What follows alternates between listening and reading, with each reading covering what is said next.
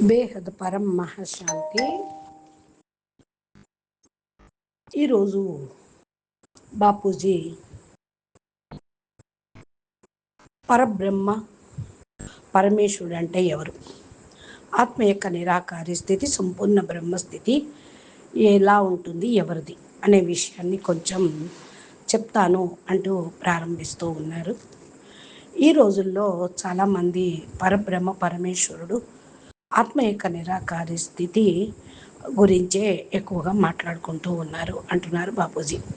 అయితే కొంతమందికి ఆత్మ నిరాకారి స్థితి ఉంటుందని అంగీకరించరు. కొందరు కబీర్ సంప్రదాయం నిరాకార ఈశ్వరుణ్ణి అంగీకరించరు. వారు సంపూర్ణ బ్రహ్మ నిరాకారి కాదని భావిస్తారు. కాబట్టి నేను దీని గురించి కొద్దిగా బ్రహ్మ గురించి మాట్లాడతాను అంటున్నారు బాపూజీ. సంపూర్ణ బ్రహ్మ అంటే ఆత్మ యొక్క నిరాకారి స్థితి, అంటే ఆత్మ యొక్క బీజరూపీ స్థితి, ఆత్మ యొక్క సంపూర్ణ స్థితి, ఆత్మ యొక్క మూల స్వరూప స్థితి. ఈ నిరాకారి స్థితినే పరబ్రహ్మ పరమేశ్వరుడు అహం బ్రహ్మస్మి అని అంటారు. ఆత్మ నిరాకారి స్థితిలో ఉన్నప్పుడు అది సంపూర్ణ బ్రహ్మ స్థితిలో ఉంటుంది. అదే సంపూర్ణ బ్రహ్మ స్వరూపం, అదే బీజరూపీ స్థితి, అదే ఆత్మ యొక్క శాంతి స్థితి. ఆత్మ సృష్టించబడినప్పుడు ఏ స్థితిలో ఉందో అదే ఆత్మ యొక్క మూల స్థితి, అదే ఆత్మ యొక్క అనాది స్థితి. అనాది స్థితినే బీజరూపీ స్థితి, నిరాకారి స్థితి అని అంటారు. శివుని ఆత్మ 1 నుండి 4 కళలు విశ్వాన్ని అంటే బ్రహ్మాండానికి చెందిన ఆత్మ అయిన నిరాకారి స్థితిలో పరంధామంలో ఉన్నప్పుడు ఆ ఆత్మ పరబ్రహ్మ స్థితిలో ఉంటుంది. శివుని ఆత్మ కూడా పరంధామంలో ఉన్నప్పుడు పరబ్రహ్మ స్థితిలోనే ఉంటుంది. కాబట్టి ఆత్మ యొక్క నిరాకారి స్థితిని తెలియని వారు, అంగీకరించని వారు వాస్తవానికి సంపూర్ణ జ్ఞానం లేదు అనే వారికి చెప్పవచ్చు. సంపూర్ణ జ్ఞాని ఆత్మ యొక్క 3 స్థితులను, ముఖ్యంగా నిరాకారి స్థితిని తెలుసుకొని అంగీకరిస్తుంది. ఆత్మ యొక్క నిరాకారి స్థితి సంపూర్ణ స్థితి, దానినే పరబ్రహ్మ స్థితి, పూర్ణావస్థ అని అంటారు. ఆ స్థితిని తెలుసుకోలేకపోతే సంపూర్ణ జ్ఞానం లభించదు. ఆత్మకు సంపూర్ణ జ్ఞానం లభించకపోతే అది విష్ణుపురిలో ఉన్న, శివపురిలో ఉన్న లోపల ఒక అసంతృప్తి, ఒక తపన మాత్రమే ఉంటుంది. ఆత్మ ఎల్లప్పుడూ ఇలా కోరుకుంటుంది, నేను నా సంపూర్ణ స్థితిని చేరుకోవాలి అని. కానీ నిరాకారి స్థితి గురించి జ్ఞానం లేకపోతే అది సాధ్యం కాదు. ఒక ఆత్మ విష్ణువుని నమ్మి విష్ణుపురికి వెళ్ళిన, శివుణ్ణి నమ్మి ఫాలో చేస్తూ శివశక్తి పురికి వెళ్ళిన నిరాకారి స్థితి గురించి, పరబ్రహ్మ పరమేశ్వరుని గురించి జ్ఞానం విన్నా అది అంతరంగంలో ఒక లోటుగా అనిపిస్తూనే ఉంటుంది. ఎప్పుడు ఇలా భావిస్తూ ఉంటారు, నాలో ఇంకా ఏదో కొరత ఉంది, నాకు ఇంకేదో కావాలి అని. ఆత్మ పై లోకాలకు వెళ్ళిన తర్వాత కూడా అక్కడ దీనికి జ్ఞానం లభిస్తుంది. ఆత్మ యొక్క సంపూర్ణ స్థితి పరబ్రహ్మ పరమేశ్వరుని నిరాకారి స్థితి. ఆత్మ తన అసలు స్థితి అయిన నిరాకారి లోకానికి చేరుకున్నప్పుడు అది పరబ్రహ్మగా మారుతుంది. మనం సంపూర్ణ బ్రహ్మ స్వరూపంగా మారతాము. అప్పుడు మనసుకు నిజమైన శాంతి లభిస్తుంది. అన్ని ఆకర్షణలు, తపనలు ముగుస్తాయి.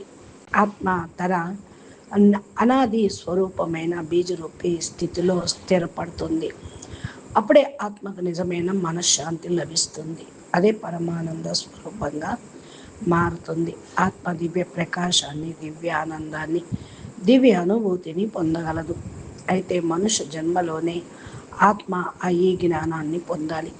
ఆత్మ నిరాకారి స్థితిని అనుభవించాలి. నేను నిరాకారి ఆత్మను, నేను నా అనాది స్వరూపాన్ని స్మృతి చేస్తున్నాను. ఆత్మ పరమాత్మను స్మృతించి ఆయన నుండి శక్తిని పొంది తన అనాది స్వరూపాన్ని గుర్తు చేసుకుంటుంది. ఈ అనాది స్వరూపాన్ని ఎంత ఎక్కువగా స్మృతి చేస్తే అంత వేగంగా ఆత్మ యొక్క ఉన్నతి జరుగుతుంది.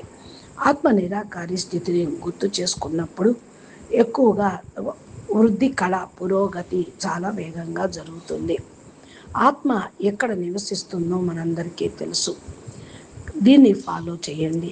ఆత్మ మెదడులోని కేంద్ర బిందువులో ఉన్న స్థితి, భూమధ్య స్థానంలో ఉంటుంది అని అంటూ ఉంటారు. మనసు ద్వారా శరీరాన్ని నడిపిస్తున్న సంగతి కూడా అందరికీ తెలుసు.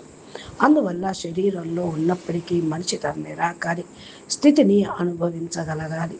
అతని ఇలా నేను అనాది స్వరూపమైన ఆత్మను, ఆత్మకు తాను ఎక్కడ నుండి వచ్చింది, ఎందుకు వచ్చింది అనే జ్ఞానం స్పష్టంగా తెలుస్తుంది. ఆత్మ ఎంత ధైర్యంగా తన అనాది స్వరూపాన్ని స్మరిస్తుందో అంతగా దాని బుద్ధి పరంధామానికి వెళ్తుంది. మృత్యులోకంలో మనుష్య రూపంలో ఉన్నప్పటికీ బుద్ధి ద్వారా పరంధామాన్ని గుర్తు చేసుకుంటుంది.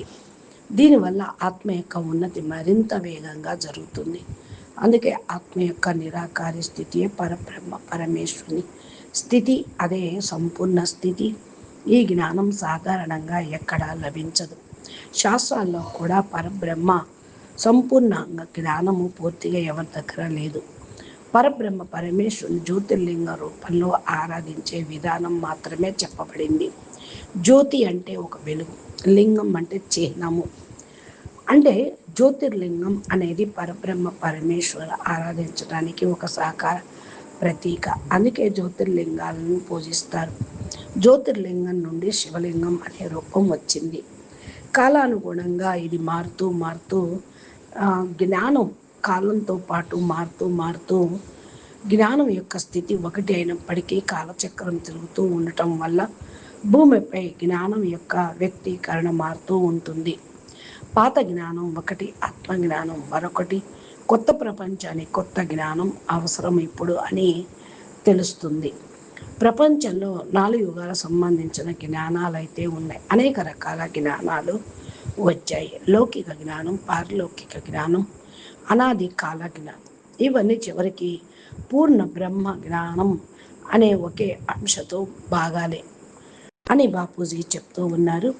మీరు ఈ యొక్క వీడియోలు ఇలాంటివి ఇంకా అద్భుత రహస్యాలను తెలుసుకోవాలి అంటే బాపూజీ దశరథభాయ్ పటేల్ తెలుగు ఛానల్ని సబ్స్క్రైబ్ చేసి గంట సింబల్ని ప్రెస్ చేస్తే నోటిఫికేషన్ రూపంలో మీకు వస్తూ ఉంటాయి.